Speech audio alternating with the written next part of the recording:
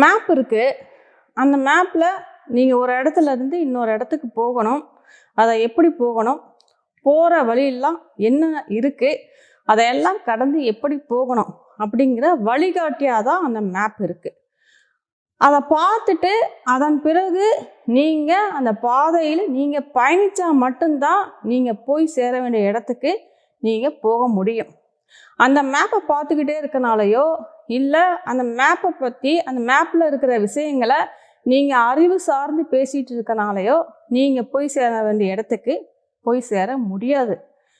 அப்படிதான் எப்படி நீங்கள் அந்த மேப்பை பார்த்துட்டு அதில் பயணித்தாதான் அந்த இடத்துக்கு போய் சேர முடியுமோ அதே மாதிரி தான் நீங்கள் இந்த ஆன்மீக புத்தகத்தை படித்து அறிவு சார்ந்து பேசிக்கிட்டே இருப்பீங்களே தவிர நீங்கள் அனுபவத்துக்கு வந்தீங்களான்னு பார்த்தா முடியாது.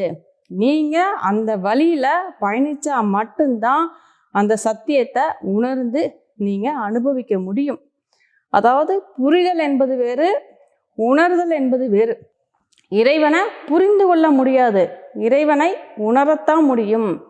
நீங்கள் அந்த இறைத்தன்மையை அனுபவித்தால் ஒழிய, உணர்ந்தால் ஒழிய, அந்த இறைத்தன்மையுடன் இரண்டரை கலந்தால் ஒழிய நீங்கள் சத்தியத்தை உணர முடியுமே தவிர இல்லைன்னா சத்தியத்தை உணர முடியாது.